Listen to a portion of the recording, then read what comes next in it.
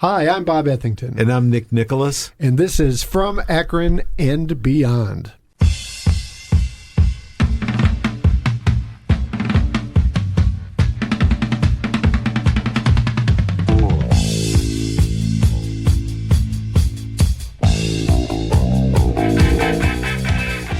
Hey there, folks. Bob and Nick here, and we are today continuing our series of Meet the Summit.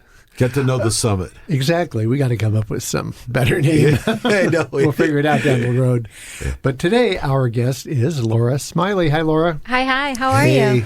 And we're thrilled to have her on, and she's a wonderful presence here at the studio. We always love seeing her when we come in, and she's always very friendly and helpful. And a lot of you are familiar with her from listening to the station, but we thought we'd just get go a little further and figure out what makes Laura tick. We're going to get to do a deep dive here. Oh boy! I really enjoy listening to her show, driving around on a weekends, and she even played the Seeds a couple weeks ago. What can you say about that? Well, I know the way to Nick's heart is to play the Seed. We got some great music tucked away here that sometimes gathers too much dust. And that's what's cool about the Summit is that we can grab that and play it and drop it in, and it works into that mix with everything else that's on the air. We've talked a lot about radio and its various permutations in history over the last 40 years or whatever. And the Summit is really, obviously we have a stake in it, but I can say, without, feeling any, I don't even know what the word is I'm looking for, Nick. I don't look for it anymore. Yeah, Nick's the wrong person to look for words. It's gone. I'm not just hyping something when I say that the Summit is one of the great radio stations that still exists. There's very few. Absolutely. Playing a wide variety of music in different formats. So anyway, if you're listening to this, you probably already are aware of that. But we're preaching to the choir. That's right. Wanted to say it anyways. So, Laura, are you from Akron originally? I am. I grew up in Kent. My dad had a hobby farm out in the sticks of Kent. What kind of a farm? Like a hobby farm. Oh, yeah, so, I get it. We had some land that was rented out for other uses, as well as always kind of having, a couple of dogs and 12 cats and maybe some chickens and other stuff running around. Okay. Lots of ducks at Easter. So they started in the basement before they made it outside. So that was always like the fun time of the year when we would have 14 ducklings in the basement first. Yeah. Sounds very rustic. It was. Yeah. It's not that rural out in that area any longer. Mm-hmm. There's a lot of the golf courses and cow fields have all been kind of developed into homesteads and stuff. But it's a beautiful space and time in my world for sure. Yeah, that's a neat upbringing. Yeah. So do you remember first getting into music? Like what first struck you? Was it radio? Was it something you saw on TV? Was it, what was it? Yeah.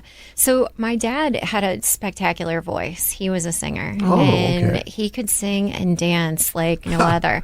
So Sunday mornings, the radio was always on if the Browns weren't playing. And there was always kind of a sing-along and some dance parties in the kitchen that way. And then in the evening, it was 105.7, The Magic. Right. Yeah, right. Lanigan and Webster, all of that. I would listen to the old time, to Lanigan and Webster, to Magic in the evening at night when I would go to bed. That was always, my parents were divorced. And so when I stayed at my dad's house, I got to listen to the radio at night, which was a bonus. Right. So a lot of Magic in the evening. So I grew up listening to a lot of the 50s and 60s. Oh, okay. And then in addition to my dad, just loving music himself. So do you think it was, I've noticed as we've talked to various radio people, that there can kind of be two roads on this career, which is a love of music that comes first, or kind of a weird love of radio that comes first. And obviously they intertwine very closely and intimately, but what would you say it was for you? Probably the love of music. Okay. So I grew up playing sports. So that was that was what I did. I was a tomboy as a kid, so I was always out running around. It was never sit still and watch TV or sit still and listen to the radio unless it was bedtime or I was in the car. Yeah. Or unless music was playing in the background. So I would say it was music first and then the appreciation of where I could find it at. Okay. Sure. Yeah. That's the right answer, by the way. Okay, good. I know Brad's answer was totally different. Well, but it is funny. He is a Unique creature of radio for sure. Yeah. Right. most definitely. Yeah. But we're talking about you. Forget that guy. he had his moment. Sorry, buddy. So, do you remember like a first record you bought? So, Your CD or Yes. Yeah, whatever. okay, so this will tell you I was a little forward thinking in music. I think my first concert, I know my first concert was Whitney Houston, and Bobby Brown was opening for Whitney Houston. Okay. So I think it was 1990, and I was probably like 11, 12, right in that realm. But I still have the black and white poster of Whitney with that first album, when she was like 20 years Sure, old, yeah. that iconic image of her. I still have that black and white like poster of her. But once I got into middle school and high school, I can remember on a birthday, CDs were just happening and just becoming a thing. Yeah. And I had a girlfriend who brought me a CD for my birthday. And it was ABC. It was Another Bad Creation, which was like a hip hop group that was out at the time. And I remember like smiling and telling her thank you, but then taking my birthday money and going out and buying Rush counterparts. So my first CD that I bought for myself was actually Rush, which on hindsight is pretty ridiculous. Yeah. Pretty but cool, though, really. yeah, it was the music. So I was working part-time at a pizza place, and they always had a hard rock station on, and Rush was always in rotation. Yeah. And so, that was the first CD that I went out and bought with my own money. I was probably 13.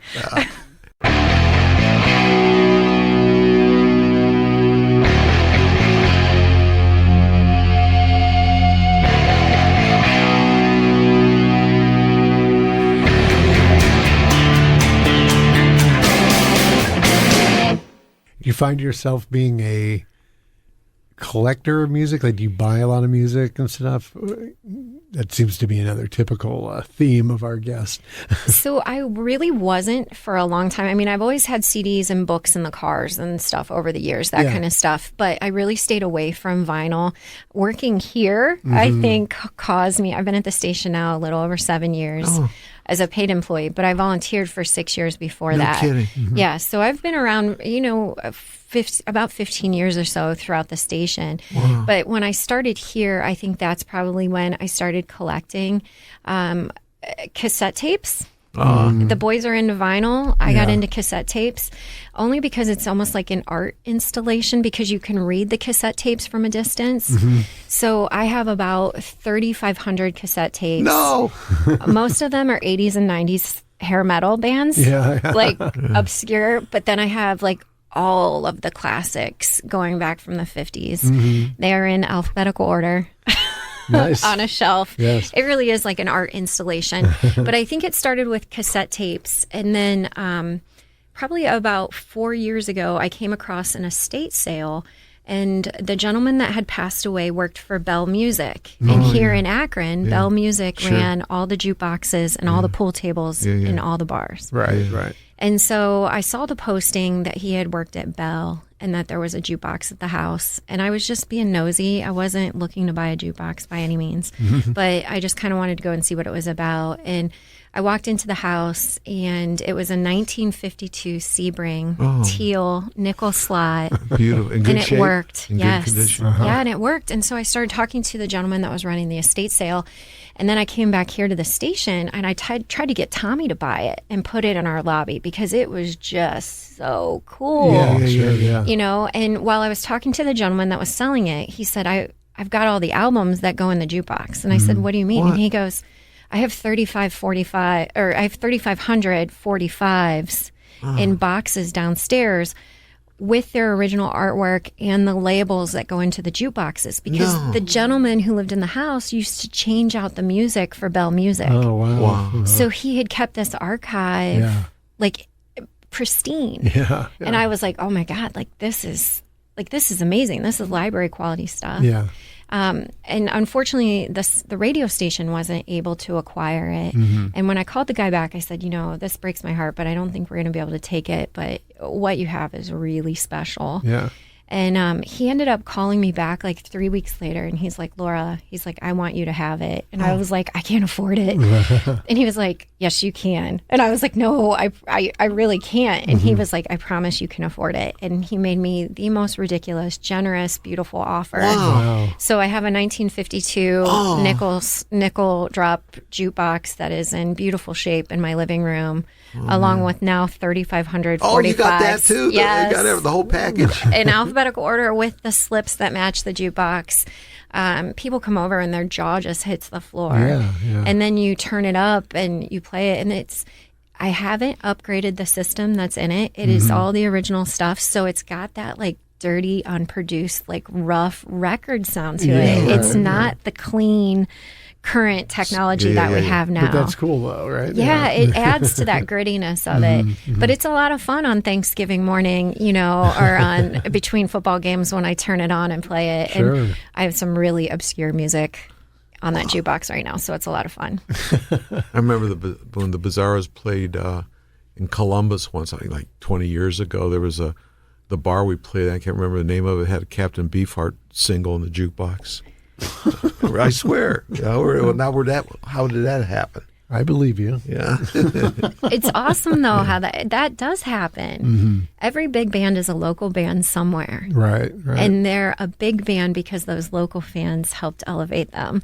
So that music travel. I mean, I'm a big proprietor. I believe in physical media. We have to keep it around, and we have to tell the stories, because unfortunately, when the old guys are gone, sometimes the stories are gone too. Yeah. So I love She's that you're talking doing. about you, Nick. I know. But I do love I'm that still you here. are doing the show. No, this From Akron and Beyond is such a gem, because there's so much to talk about here locally. And if folks don't do it, then those legends and stories are gone. You're gone. So what you guys do is really very special. Thank you. Thank Well, you. sure. It's our privilege and pleasure. It's a privilege. Yeah. We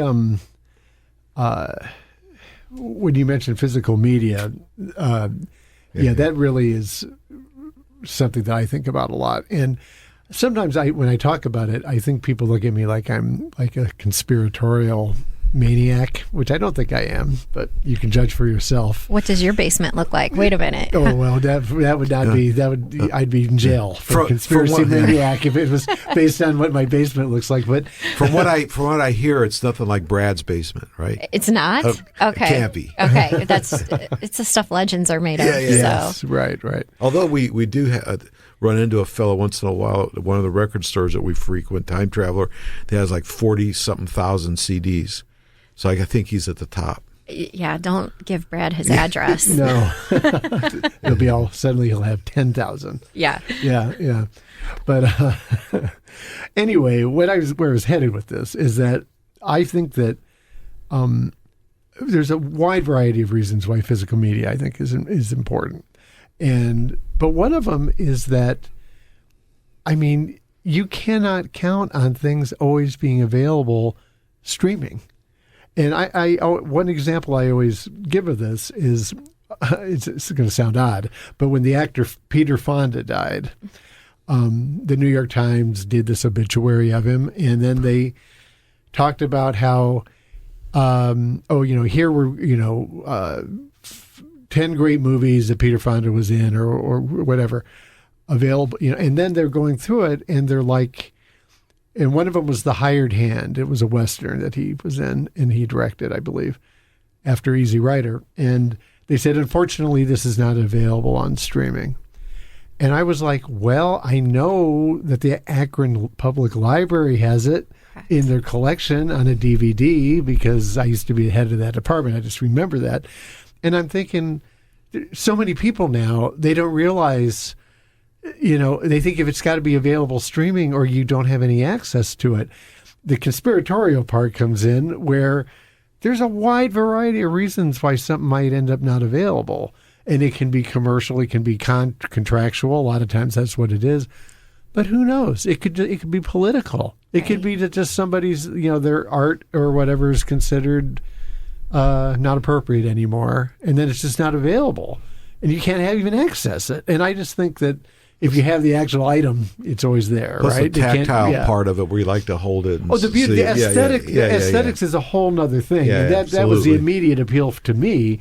But as our culture and society gets weirder, that's just something that occurs to me. And again, I'm not, saying that we're moving into Orwellian territory here necessarily, but they're always talking. Again, as a former librarian, they're always talking about banning books from libraries. Well, what does that sound like? And it's all, I mean, that's going to be the next thing. Then books were probably my original sweet spot. Yeah. I still have, I have a brother who's 10 years older than me. And so I have the books that he was required to read back in the 70s in school.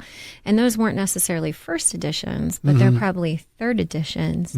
And the feel of the book, the smell of the book, the texture, all of the things, if there's notes on the side, if the, pages are folded down. And I can remember as a kid, I never folded the pages. I never highlighted it. Me neither. It was a special thing to have that. And the last thing I was going to do was destroy it. Yeah.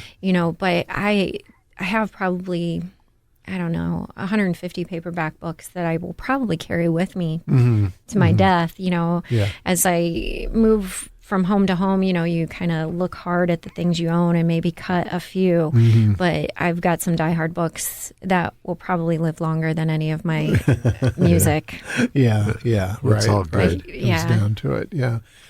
Well, along these same lines, I think that, audiobooks and books that are, online, like, what was it, the Nook and those things that you can, the latest cookbook you're reading, right? Or whatever. Yeah. But books that are, that are something that you download, they have a purpose for sure. But when that first happened, when that technology was first developed, that was, everyone predicted, this is the end of the printed book. It's over. And everyone then seemed very surprised that didn't happen. And the reason that didn't happen is because people who really love to read like books. They love what you just said. The actual hard copy book, where you are in it easily enough because you got a bookmark in the book, the smell of it, the feel of it, everything about it. That's a part of that appeal. And so, yeah, it all it topped out. They thought for sure that electronic books would take over completely and wipe out the printed book, and it has not happened. Again, they have their purpose for sure. My daughter's she's traveled all over the world, and she couldn't be carrying books with her, so she would download stuff. So,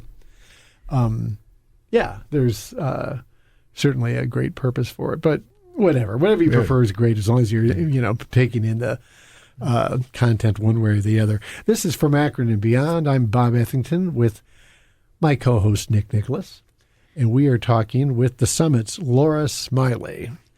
So how did you get involved? You mentioned you were volunteered and then started working as a paid employee. How did that all happen? Sure. It was, I think at some point as an adult, it's hard to meet like-minded people.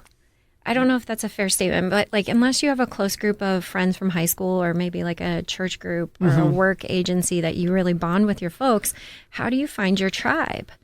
And 15 years ago or so, I had gone through a particularly hard breakup. I had a ton of concert tickets, and I still wanted to go to those shows. And I didn't need a romantic partner to go to these shows. I just wanted somebody to go with that would enjoy the music. Right. And I wasn't sure who that person was. I was listening to the Summit. I won a contest over on the air, during one of the membership drives. They pulled my name out of a bucket. and invited me down to the station to pick up my prize. And so when I walked in, I was like, it was an iPad, and iPads had just come out, and they were like $1,000. And I was like, I can't take this from you. Like, I didn't do anything. Like, my membership's $5 a month. What did I do to get this iPad? Like, what can I do for you? I'll lick envelopes. I'll, answer phones. Like, this is incredibly generous kind of thing.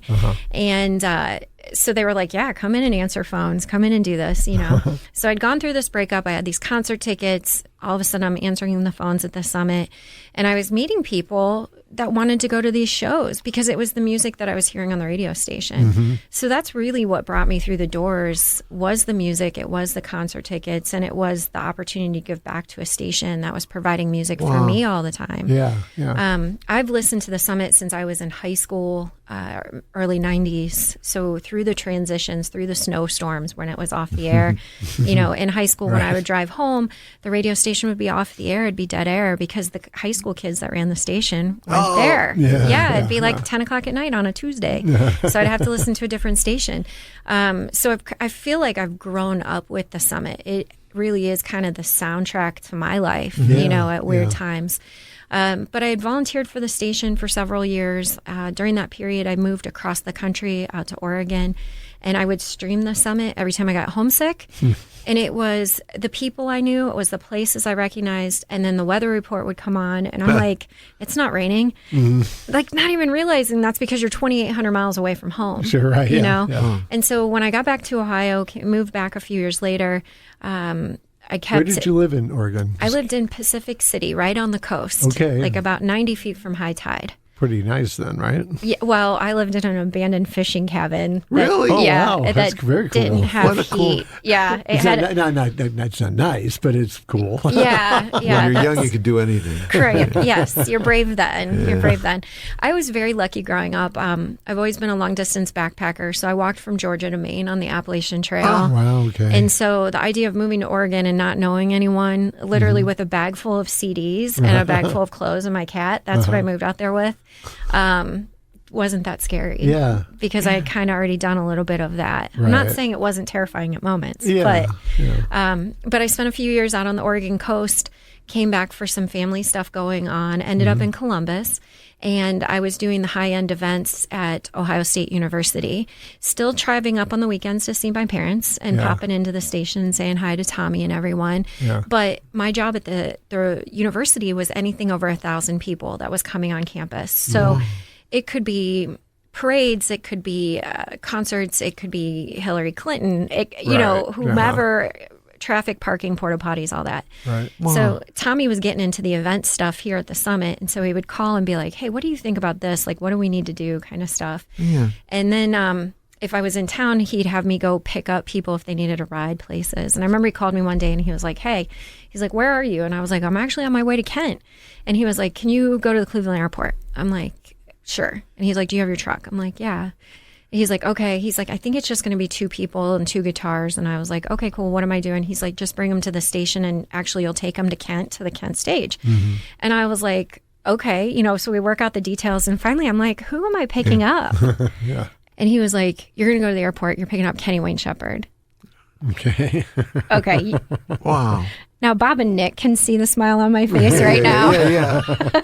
And I'm thinking, Kenny Wayne Shepherd, like, okay, you can do this, Laura. So next thing I know, I have Kenny Wayne Shepherd and his singer Noah is in the car with me. I bring them to the station. I hang out with them while they do a Studio C. Wow. I drive them to the Kent stage. They're like, hey, do you want to hang out with us tonight? We'll put a bar stool up on the stage for you. I literally sat stage left. Is it Noah Hunt? Yes, Noah Hunt. Thank you. And Kenny Wayne Shepherd. Okay. And Blue on Black was huge at the time. Right. And I sat stage left up at the Kent stage with them while they played. Man. It was insane. And I called Tommy the next day. He's like, how'd it go? And I was like, how can I work for you? What do I have to do? Like, I have a truck. Yeah. Like, we'll travel. We'll figure this out. So, and the station was going through a lot at the time, and he hired me to do the sales for the radio station. So it's been about 8 years now. And, there's just so much cool stuff that people don't realize. Like, I was fortunate enough to be at a Studio C concert here a week ago, and I got to hang out with John Doe and Exene. Yes. I mean, how does that happen, No, it's like magic. Yeah. Some of those moments in Studio C are as close to church as I can get. You know, when the Zombies came in after being inducted in the Rock and Roll Hall of Fame. Wow. Now, the Zombies were on my dad's record player continuously growing up. And he's been gone for about a dozen years now. So it's like standing in Studio C and watching the Zombies was like, I mean, my dad was there, even though he wasn't physically there. No, understood, like yeah. magic. Yeah, it was you like know? kind of almost a spiritual. Yes, totally. And like the day the Pixies pulled up in front of the radio station, give me a break. You know, I mean, like that was just insane. But those moments they're absolutely wild. It's a very special thing that happens inside Studio C and here at the Summit. Absolutely. Yeah, it's amazing. Really is. So did you have background educationally in sales, or did you not need any of that No. for this? So my degrees are in history and political science. Okay, they work for everything. Yeah.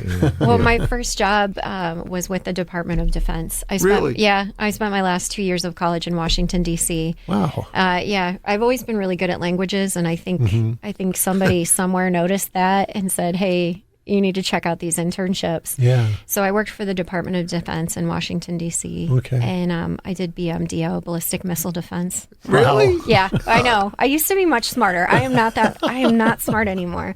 But it was... I wouldn't say that, but I will say I'm getting increasingly intimidated by being in the room with you. I didn't realize. She knows everything about us. Yeah. I know. One quick phone call, fellas. One quick phone call, you'll take care of us. Yeah. I know what you were doing back in 1965. We're going to find out right now.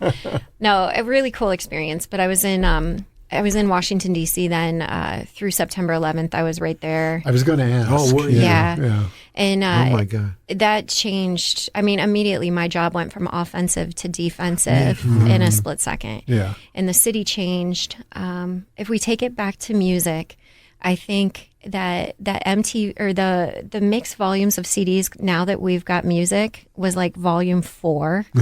And I remember Coldplay's Yellow was on it because it was 2000 and September 11th was 2001. Right. So, you know, now that we've got music is like volume like 147 now. But at the time it was single digits. Yeah. I And- remember too back 9/11, the radio station still had the thing going on the weekends where you had different people playing. You know, you had the Irish Hour and all this. Absolutely. And I'll never forget some of the stuff that was played from the heart. You know, that weekend that, you know, just regular people that had the shows on the Summit just reached in and played real great stuff. You know, spiritual. I think that's where the Summit really does it right, is that we're real people. Yeah. We're not, you know, we're not AI. We are real people with real emotions and energy, and unfortunately things happen, and sometimes they happen while you're on the air, or sometimes they happen the day before you're on the air. Right. And I think it's the shows where we become a little more vulnerable that the audience really reacts. Yeah. You know, anytime we do a tribute show, I hate to say it, but when we lost our colleague Jim Cheneau, like when we did that tribute show, the phones rang off the hook. Yeah. Really? Yeah. And it was just people wanting to connect. Yeah. And I he was a think- very loved guy. Oh, my goodness. Very much. Yeah. Totally amazing. And he did sales for the station. Yeah. And everyone I met, I said, you know, my job is just to continue the hospitality and friendship that he was so good at. Well, you know, we were talking earlier about, you know, people claiming that technology is going to change and eradicate certain media or whatever, and like books, for instance. But yeah, radio, I mean, has been, you know, quote unquote dead for about 50 years, and it's still around and alive and well. And I think that, you know, it's radio, and it's also funny when we have a podcast, but it's also funny to me that, you know, people talk about podcasts like it's something new. You know, it's like, no, it's kind of like a radio show, really. Talk radio. Yeah. Right. And people like, there's an intimacy to the radio that does not exist in any other media like that. Especially the local stuff. You know? Yeah, well, but even at any, well, there really is no national radio anymore except for sports, maybe, right? I mean, you know, but so, I mean, there's not the Jack Benny program or something does not exist anymore. Is what I'm getting at. But Howard Stern. That So it's kind all of local. But my point is that be it local or not, hearing a voice while you are doing something else, or maybe you're just sitting in a chair or whatever.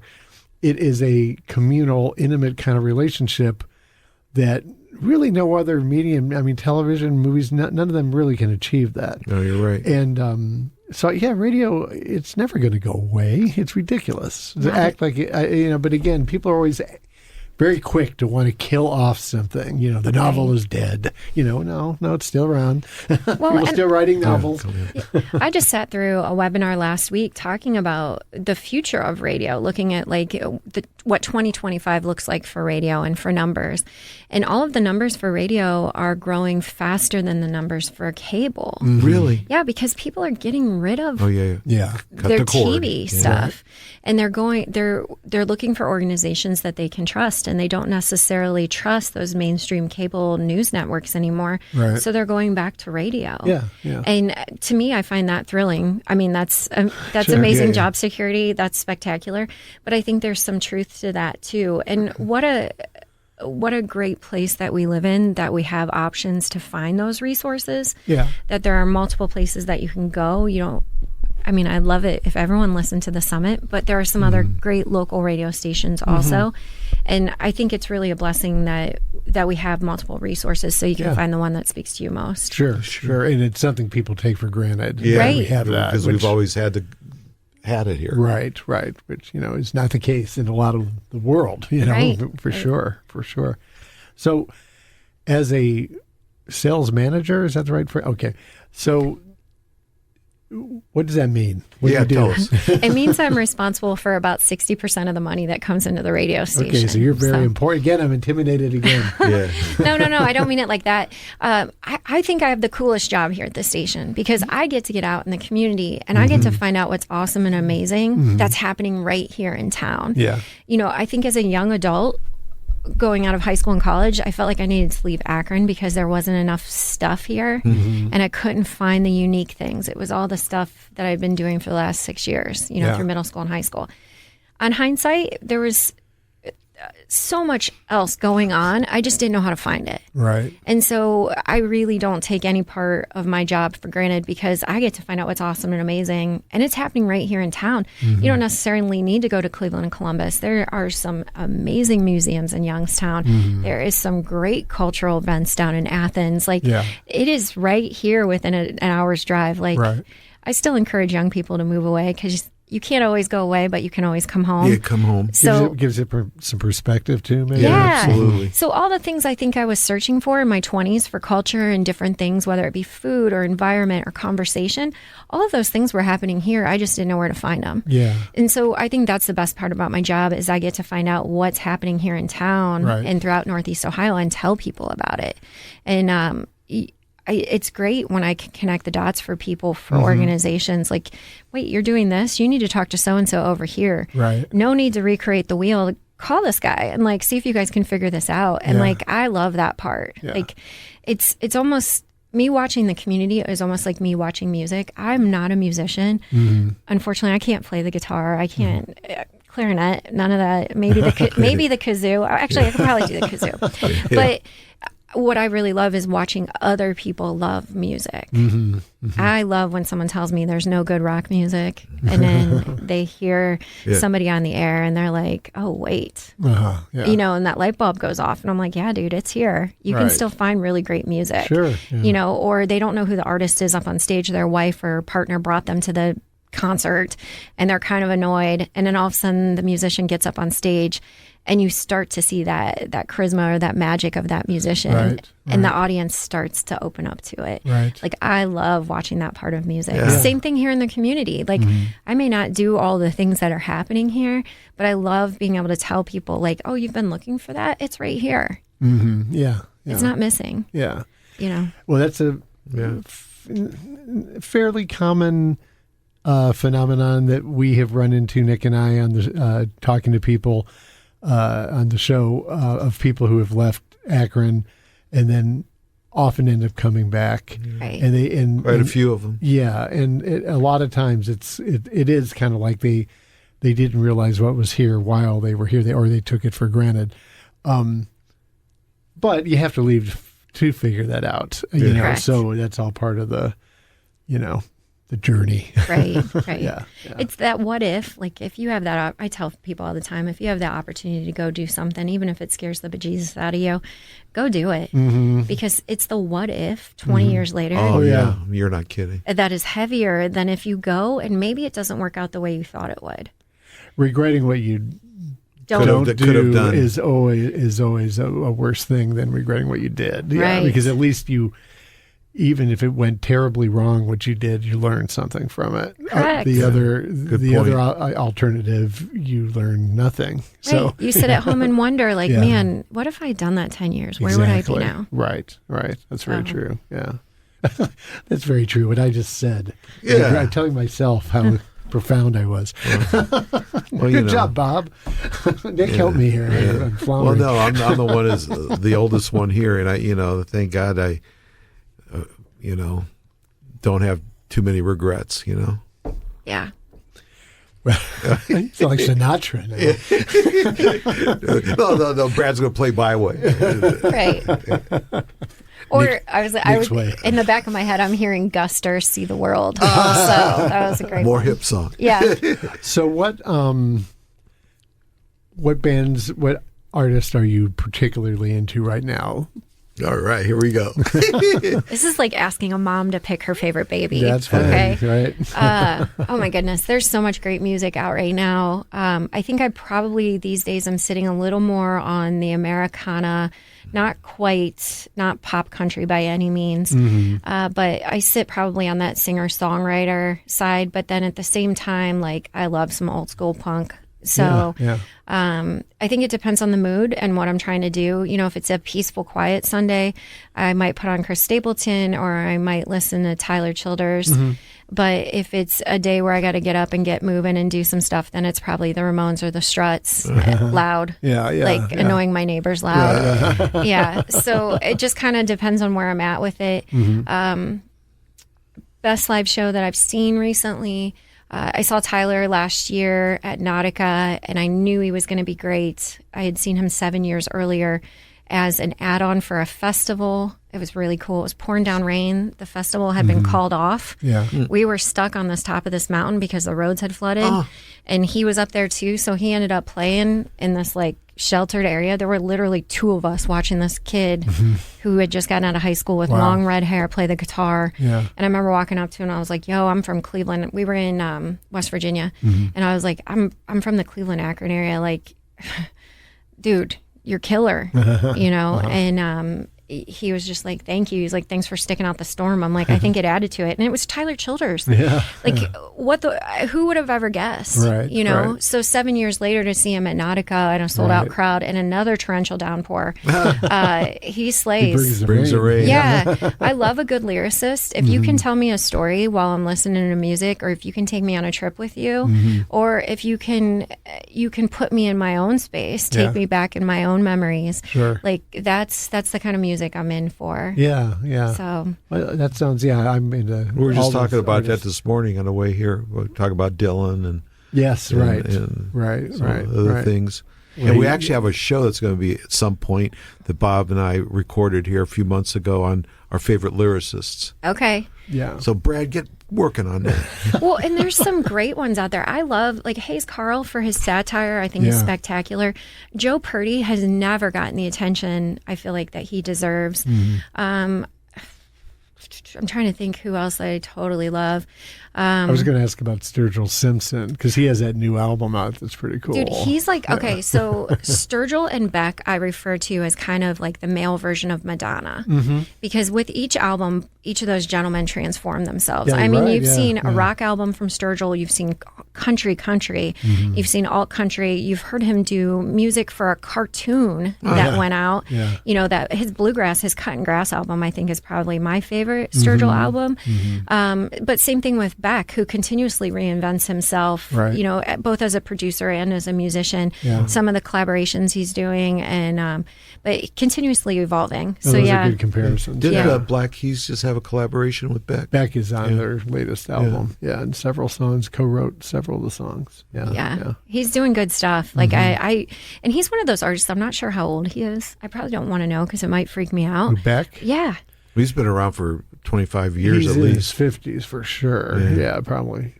But that's one of those, if you were, something well, like like that, Lenny Kravitz just turned 60, and that's Yeah. wild to me. So, Yeah. like, I don't know if Beck would be in that closer to 60 range, or if I don't know, but he's Right. timeless, how he puts himself together and puts himself out there. Sure. In the 90s, that's when he came out in the 90s. Yeah. Yeah. I mean, just different. Producer wise, like, I love T-Bone Burnett. Well, we were just talking about him this Yeah, morning. 'Cause it was just in this a magazine article we just read. Yeah. He's great. I'm fascinated. I'm totally fascinated by him. And I think when he puts a group of musicians together, it's pretty wild. New Basement Tapes. I love that collaboration. Yeah. You've got Rihanna from Carolina Chocolate Drops. You've got Marcus Mumford from Mumford and Sons. Right. I think Johnny Depp plays guitar on some of it. Sure. It's just really interesting. New Basement Tapes, and they're Yeah. all Dylan songs that never had music. Right. It was They were- Dylan lyrics that Yeah. they found. Yeah. Yeah, they went to his wife. It was all lyrics I think Dylan put down after he had been in a motorcycle accident. Yes. And he was laid up for like a year and a half. Right. And the wife shelved the music. It got hidden away. It was never, there was no music ever put to it. It was just words. Yeah. T-Bone Burnett came in and said, "Can I dig through your archives?" Yeah. And somehow managed to get his wife to release those. Yeah. And then he put together this super group to do it. And Yeah. so, big fan. Big Yeah. fan. Yeah. Yeah. So yeah, T-Bone Burnett's like his reach has gone huge, right? Because Yeah. he's worked with so many different artists and stuff. Well, Yeah. even like Rick Rubin, like I hear that Yeah. name being tossed around, and he's coming out with some of these baby artists that aren't necessarily urban or hip hop artists, which maybe he was known for kind of back in the day. But he's kind of on this pop kick right now, and I mean, these are the guys that I'm like, I wish they were my grandpa. Like, like I always joke on the air about Iggy Pop being my grand. You know, I'm like, can you One of imagine? my heroes. Right? But could you imagine Iggy Pop like at your table at Thanksgiving, like, or like as a young girl, like, hey, Grandpa, can you help me put on eyeliner? Like, I And just he would do it. right, yeah. Like I just He put it on himself, then he put it on you. yeah, yeah. And I love those comeback stories too, like Iggy Pop being back in the studio with Måneskin. It's killer. I mean, Yeah. he's in his 80s, and I'm sure he didn't have a shirt on in the booth while he was recording. Like, that's great stuff. Yeah. You know? Yeah. Well, no, Iggy's a phenomenon of nature, obviously. Right. Right. So I guess you asked me what kind of music I listen to. Yeah. And Yeah. I'm all over You just the threw board. it at us. Yeah. That's pretty cool. Yeah. Yeah, we got a big grin on your face. I knew we were in for a long answer, but that's good, and Yeah. that's exactly That's what we wanted. Yeah, exactly. Well, I mean, it's indicative of the. Well, the people listen to this. We want to. That's one of the reasons we're doing this. You know, so many thousands of people listen to you every day, but they don't really know much about you. You know. You got to be passion driven if you're in this. Mm-hmm. Like, especially, I mean, you got to be, because nobody's making enough money to be working 50, 60, 70 hours a week. Like Absolutely. you and our core staff, the 7 of us, like we're all music nerds in our own way. Yeah. And there's some, I mean, when Krungbin kind of had their comeback, like, good God, were there some arguments about Krungbin, you know, and whether they should, you know, and everyone, they're beloved by the station now. But at first, there were some real good conversations Right. about that band, Right, right. you know, and it's kind of funny who loves and hates what here at the station. Yeah, no, that's Yeah. Well, but what I was going to say was that your answer is indicative of the passion that you bring to it, and we've seen that with all the people that work here. Yeah, like you say, it's as Laura says, it's you have to have that kind of passion to work in this kind of business, right? But there are perks, which are pretty cool. Oh yeah, Right. and you know what? I don't take any of them for granted. No. Yeah. Like, I mean, I've gotten to meet some of the artists That's that the I kind of just thing I mean. Same here. right, Yeah. I love, and I don't know how I've been so blessed to ever be stuck in a room with them, because again, I don't play an instrument. I don't have a whole lot of talent Yeah. other than I represent the fan base, you know, and I really enjoy folks that are way more talented than Which than is I am. what the station's been able to do for just normal people like myself that are fans, just to be in the same room and get to meet and greet, you know, some of the people that we think are fantastic, you know. Right. Remember hearing that Robin Hitchcock was going to be on and a few years ago, like 5 or 6 years ago, and calling and saying, "Hey man, is there any way I could get in here?" You know, Yeah. it was like pretty much sold out, but you let me come in, and And what a gentleman he was. he was nicest guy. Yeah, it's really cool to me when musicians go from like rock stars on a stage in front of 20,000 people at Blossom or 100,000 people at an arena, and suddenly they become the guy that you want in the backyard at your bonfire. Yeah, You know, right, like right. when they bring themselves down to that level and you're like, wow, they're just a real person Right. that has gotten exceptionally lucky or blessed or been in the right place at the right time or whatever their story is, Right. or struggled really, really hard to get to where they're at. Mm-hmm. Like I love when they go from musician to real person. Sure. Oh yeah, that you- happens so often here Yeah. in the Studio C. Yeah. You know, It's- when you were talking about your taste in music, something that occurred to me was that, you know, Nick's talking about seeing John Doe of X here, and your taste, which is like sort of like Americana country stuff, and then punk rock. Because I have this theory that every old punk rocker turns into a country guy. It seems like they all, you know, I mean, there's so many guys that were in these punk bands that they end up making records that are like country albums, you know, later somewhere, Few, like, you know, yeah. few. Do you think it's because they're tired? Like I think too it's many. because both forms of I don't mean music. it. They're well, just relaxing. a Yeah. bit. I think both forms of music have a their own peculiar form of passion to them, and so yeah, there's less physical energy in the one than the other, Right. but it still draws on some of the same resources. That's what I think it is. Plus, those guys, most of them can play about 4 chords, and that's the same number of chords in country music. Right. Well, and I don't mean any disrespect on the age side either. Teasing Nick. Yeah, like, what a wild world that we live in. Oh, Yeah, sure. I mean, just what a wild world that we lived in. Unpredictable and wild. And I love when I get a little weirded out by cover songs sometimes. Like I'm more the original musician type person. Oh, so yeah, me too. You know, but occasionally a great cover will come through and I'm like, that's pretty wild to hear that twist on there or something different. You know? Chrissy Hines' album a couple years ago, All Dylan, Right. was exceptional. I That thought. was amazingly good, I thought. Yeah. And I like hearing that twist, how someone else might interpret that same story, or not. It's not even a story at that point. The same lyrics, but find a different story in it. Johnny Cash with Rick Rubin. Well, those were, Yeah. classic. Yeah. Yeah, Johnny Cash covering Nine Inch Nails. When did we ever think Right. like that would ever happen? And yet it totally worked. Yeah. I might like it better than the original. Yeah. I do. I Yeah. do. There, that Johnny Cash covering Nine Inch Nails, like there's like a, an I don't want to say nakedness, but there's It like is. an That's a exposure. perfect world. He's exposed. Yeah, there's no covers. Yeah. Like there's no clothing on that. He is just who he is at that moment. And I think that was the last song he recorded before he passed away. It was Hurt. Yes, it was very late for sure. Yeah. And of course, there was that haunting video that he made with June in it, and you know she would be dead before it even came out. Yeah. Yeah. Wow.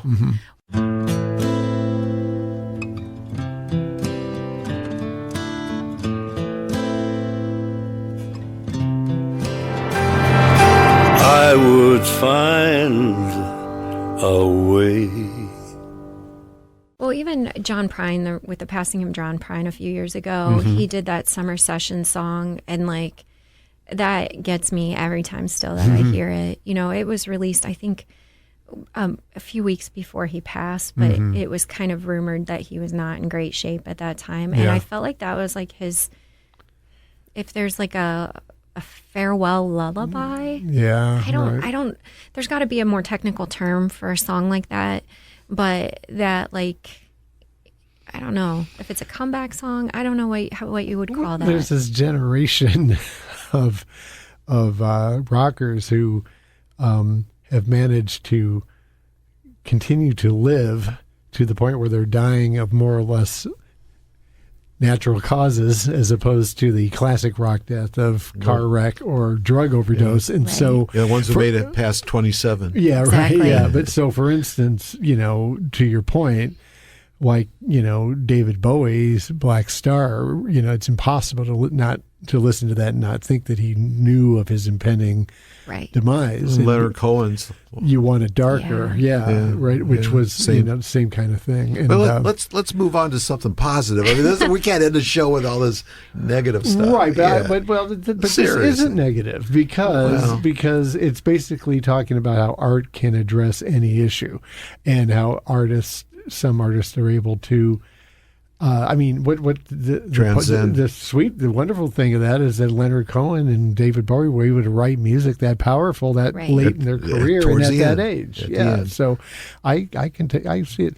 You don't have to be so morbid, Nick. No, You're looking I on mean, the dark It's like side. Here a I'm trying to. Turn it up a bit. A swan song symphony Yeah, or yeah, something. yeah. Like Turn there it needs up. to be some term to it. That's Turn it up. Actually, positive. Laura was the one who got us down this path. Yeah, I'd yeah, like to Sorry. point out, so don't blame me. No, We I got to just end the show on a positive. I love how an artist can continuously reinvent themselves. We'll go back to Right. Sturgill Which and is Beck. perfect. Yeah. Perfect. Yeah. Well said. You can. I mean, what And kind of Bowie magic was the is that? epitome of that, right? Right. Yeah. Right. Understatement. Yeah. Yeah, we throw Jonathan Richman in there, who's ever those last 20 albums have been childlike. Yeah, right. Well, we love him. Real positive, Yeah, yeah.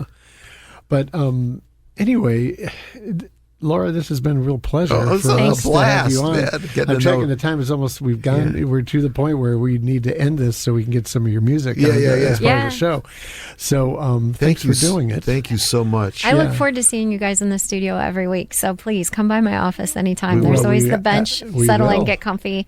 Like I said, I love the stories. So Bounce an please. invitation. She can't get rid of us then. Yeah. No, I dig We'll be it. hanging I out. totally. You're always welcome. Please. I'm just a little nervous now. We'll go in and she'll be like, "Can you speak just a little louder into that pencil holder over there?" Right. It's Where are like- the donuts? Here, would you like a cup of coffee? And I got your fingerprints now. No, nothing that crazy. I wish I still had those kind of connections. But But thanks a million. Yeah. It's been great having you here. So this has the been, pleasure is mine. Yeah, well, yes, a lot of pleasure going on here.